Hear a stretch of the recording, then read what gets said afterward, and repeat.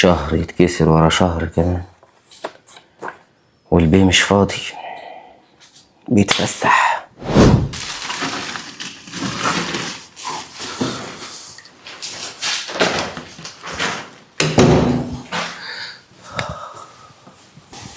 ها نجم.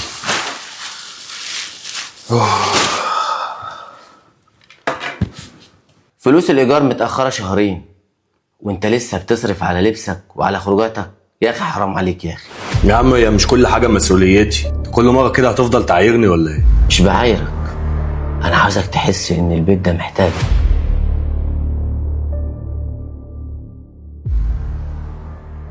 فلوس الإيجار متأخرة شهرين وانت لسه بتصرف على لبسك وعلى خروجاتك.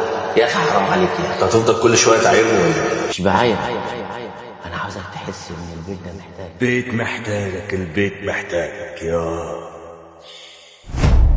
اللابتوب.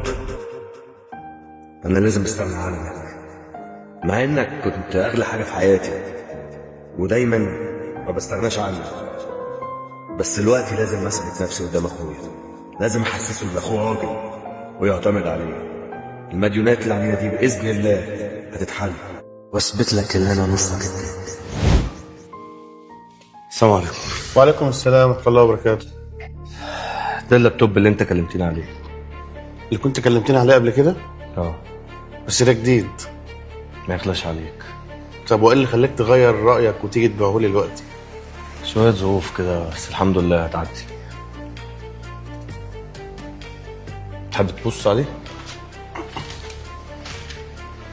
أنا طول عمري عيني عليه من زمان وحاسس اللي هو هيجيلي.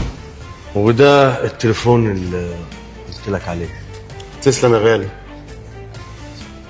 تسلم. حط له الشاي والمية. عايز بسكويت؟ شكرا. ماشي، شكرا يا أستاذ مغلوب. ما كمل الأول يا صاحبي، ولا أنت يعني جاي تبيعهم لي بعد ما فات الأوان؟ بص أنا هشتريهم منك بس بتمن غير اللي أنا اتفقت معاه زمان. بس الأسعار دلوقتي زادت زي الأول. ما أنا عايز أقول لك على حاجة يا صاحبي، الحي أبقى من الميت. مش عاجبك خد الحاجة بتاعتك. ماشي اللي أنت عاوزه. خلاص يا صاحبي، أنا بس عشان مستعجل وعندي مشوار مهم أنا هبعت لك على الانستا. خلاص؟ خلاص على الرقم اللي أنا لسه مكلمك منه من شوية. خلاص توكلنا على الله. يلا اشوف وشك بخير. السلام عليكم. عليكم السلام.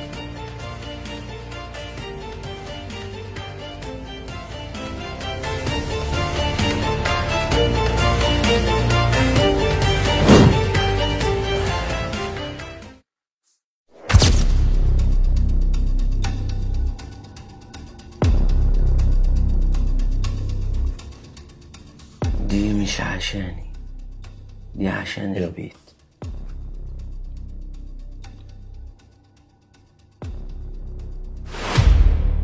ايه الفلوس دي كلها؟